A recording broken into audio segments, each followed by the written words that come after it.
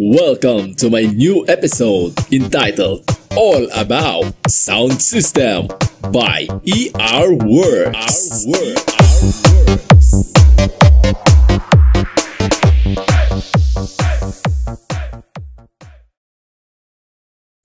Hello mga boss! Ako na naman po ito. At dahil madami ang nagre-request ng virtual brand review, magre-review na naman tayo. At ang starring na brand sa video natin ngayon ay ang Challenger. Unti-unti na rin itong sumisikat, no, yung brand na ito. So, alamin natin kung maganda nga ba ang brand na ito. At paalala po, hindi po ito sponsored. So, Challenger, baka naman. So, kung interesado ka sa topic na ito, tara, samahan mo ako hanggang matapos ang video na ito. Teka. Bago tayo magsimula, siguraduhin muna na nakasubscribe ka na at nakahit na ang notification bell para updated ka sa mga bagong upload. Paki-follow na din po ang aking FB page para kung sakaling may giveaway ako, kasali ka. Malay mo, ikaw pa makakuha. O diba, natuto ka na, nanalo ka pa. Nandito na naman po tayo para sa isa na namang virtual review. At ang ire-review natin ay ang Challenger na brand. Although hindi pa ako nakagagamit nito personally, meron tayong credible source para mapatunayan ang kakayanan ng product na ito. So, i-share ko yan mamaya kung sino yung credible source natin. Baka may magsabi na naman dyan na wala tayong basihan. So, i-share ko na yan mamaya lahat, mga idea natin sa brand na ito. At ngayon, isahin natin ang mga topic tungkol sa brand na ito at simula tayo sa konting introduction at overview. So, ang Challenger ay isang brand na nilabas ng JVS Audio System, isang audio and light equipments dealer dito sa Pinas. So, maraming nakakaalam ng JVS, no? Especially Visayas and Mindanao. So, sila yung unang nag-market nito mga year 2020 or 2021, di lang ako sure. Naging available ito sa lahat ng branches nila nationwide. Nag-umpisa sila sa CA series, yung common na CA panel at may nakalagay na kulay pula na Challenger tas CA, yun yung mga una nilang products at yung orange at yun. So, at ang kaibahan lang nito, yung CA series nila ay much more lesser ang price kumpara sa ibang mga leading brands sa panahon na yon. At hanggang ngayon, naglabas na naman sila ng Gladiator series, which is unique dahil sa red front panel nito at wala itong kapareha.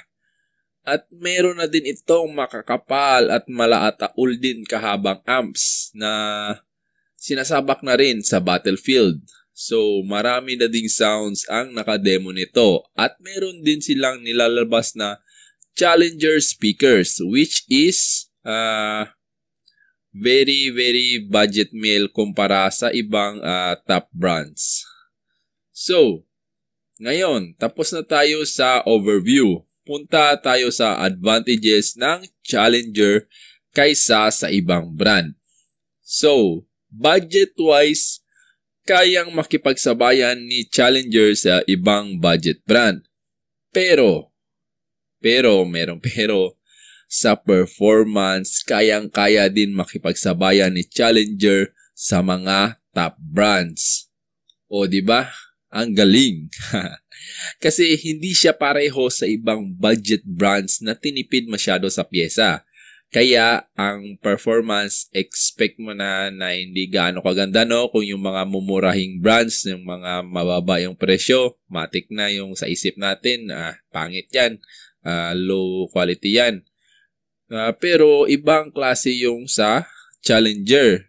So, for me, hindi sila nag-target ng bigger income. So, tinarget pa rin nila na maging quality yung items nila kahit medyo medyo mura ito kumpara sa mga top brands. Kaya, kung ako sa inyo, kung yung budget mo ay para sa mga mumurahing brand lang, add ka na lang konti sa Challenger ka na lang. So, dito, sulit na sulit talaga yung idadagdag mo. Hindi naman masyado sila nagkakalayo eh. So, ang isa pang advantage ni Challenger ay pwede pa itong ma-upgrade. So, merong mga iilan nag-upgrade nito. So, sa Iloilo, madami. Iwan ko lang sa ibang mga parte ng bansa natin. So, ina-upgrade nila ito para ma-unleash ang full potential kung stock mo ito binili. So, karamihan yan sa mga top brands na upgrade talaga yon.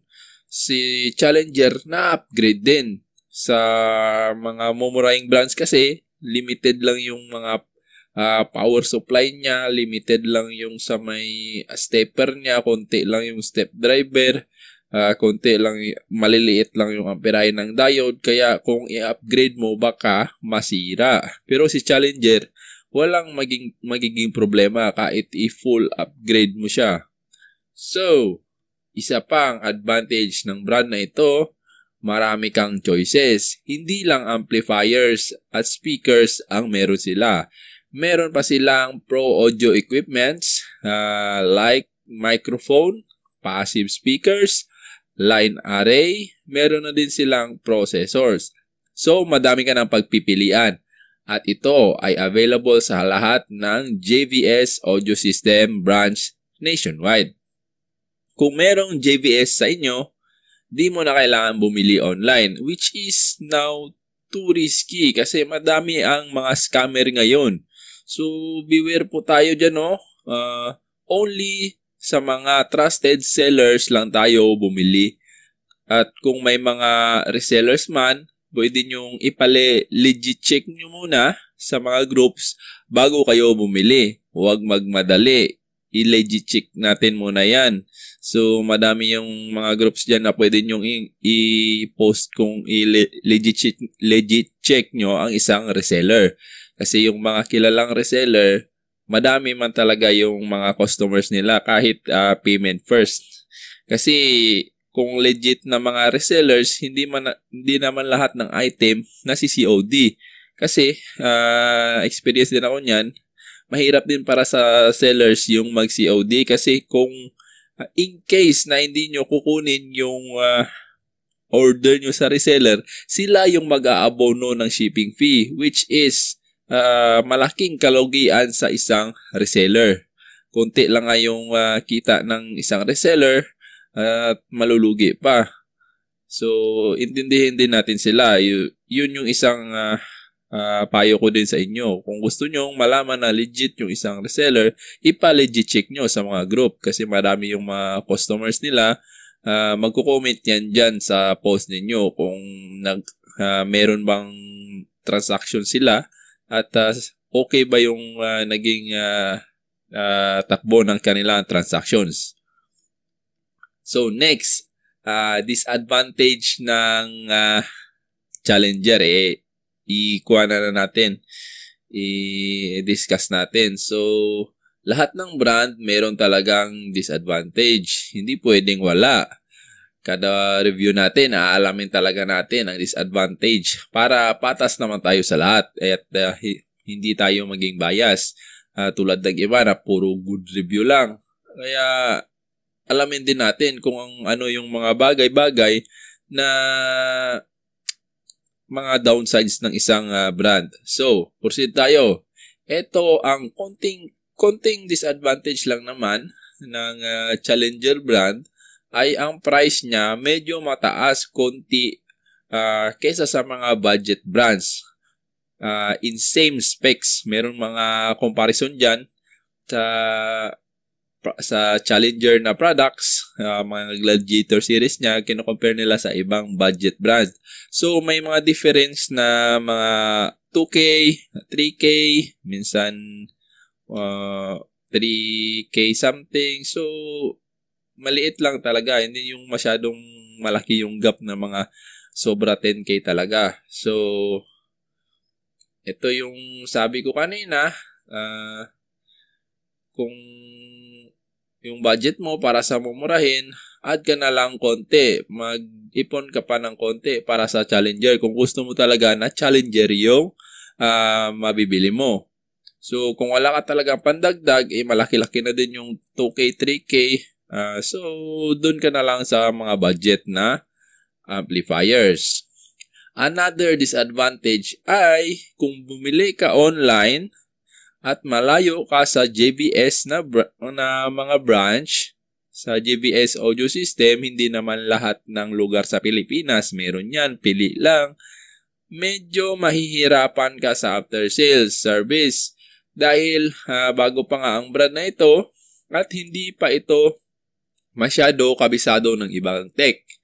Iba po talaga kasi kung expert tech na at kabisado na niya ang isang brand kaysa doon sa mga tech na di pa familiar sa isang brand, medyo mangangapa pa sila at maaaring magkaroon ng back job at hindi maganda yun para sa tech, hindi rin maganda yun para sa customer.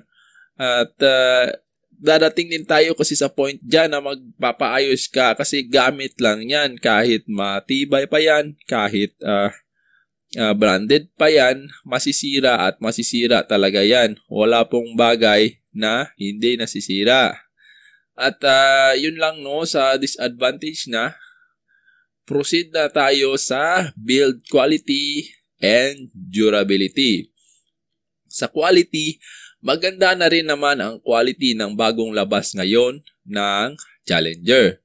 Although, yung mga una nilang labas, medyo may kulang at may konting errors. Natural lang siguro yun kasi una pa lang lalabas ni Challenger. So, in-upgrade na naman nila ito sa mga bago nilang labas. For example, sa kanyang PCB board, mas makapal na, lahat na is through hole. Wala nang SMD, so matataas na yung ratings ng kanyang mga pyesa. So, at yung sinasabi ko kanina na credible source ko, visit nyo po si Boss Jiro B Electronics. Meron siyang YouTube channel, lagay ko dyan sa description. At madami siyang videos about sa Challenger. Doon yung makikita yung mga live demo. At inisa-isa niya, dinidiscuss niya yung mga advantage ng Challenger na amplifier at yung mga pyesa at comparison nito sa ibang brand. So, Boss Megs, shout out Megs GB sa Jiro B Electronics. So, may project amp kami niyan. So, soon, i-content din natin pag matapos. At baka makapag-collab din tayo sa kanya kung papalarin. So, about sa speakers naman ni Challenger ay almost identical din sa mga rebranded na budget speakers. So, sa speakers, halos hindi naman magkakalayo yung mga speakers kasi konti lang naman yung components ng speakers. So, depende na lang din sa build quality.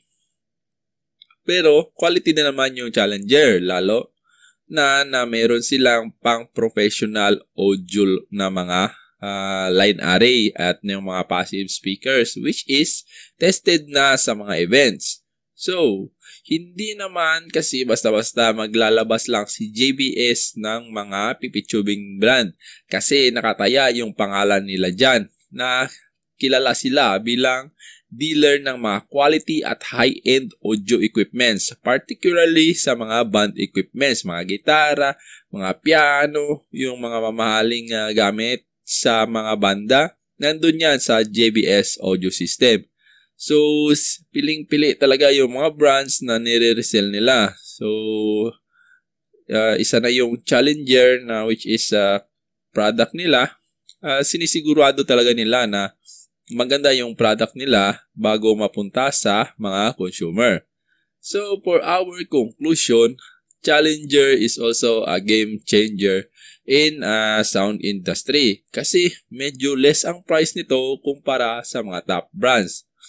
Pero kayang-kaya nitong makipagsabayan kung sa performance lang. At kung nalilito ka kung anong bibilhin mo, budget mo pa rin ang magdidikta. Kung pang budget mo lang talaga, so stick ka na dun. Pero kung may extrang budget ka, mag-challenger ka. Yun, parang pwedeng motto yun na. Kung may extra budget ka, mag-challenger ka. So, at hanggang dyan na lang ang virtual review natin. I hope makapag-live demo tayo niyan, no? Challenger, no? Baka naman dyan. Puro na lang tayo parinig. Pero hayaan nyo, kahit wala magpa-demo, madami tayong tropa dyan na pwedeng pakiusapan. So, abang-abang na lang tayo next year sa pagbakasyon. At kung gusto mo pala ng Challenger na plate, magiging available na ito sa ating Shopee Shop after New Year. So, click nyo lang ang link sa my description. Semi-plastic lang muna. Siyempre, waterproof din ito. Kahit ilubog mo sa tubig, walang magiging problema. Makikita mo naman sa video. Pero wala naman hatang maglulubog ng box niya sa tubig. Ginawa ko lang yun kasi madaming nagsasabi parang di naman daw waterproof kahit di pa nila na testing. So testing nyo, lublob nyo sa tubig. 100% waterproof yan, quality yan. At hanggang dyan na lang po muna ang ating video sa ngayon, no? At palagi kong paalala, kung meron man akong maling nasabi or may kulang sa sinabi ko, feel free to correct me and put your suggestions sa ating comment sections. So, tumatanggap tayo ng suggestions, corrections kasi tao lang tayo, nagkakamali din. So, yun lang, no? Maraming salamat kasi kahit matagal tayong nawala sa YouTube, marami pa rin ang sumusuporta sa atin. Unti-unti na tayong bumabalik ngayon. So, sa awa ng Diyos, sana tuloy-tuloy na. Yun lang po. Maraming salamat ulit. God bless us all.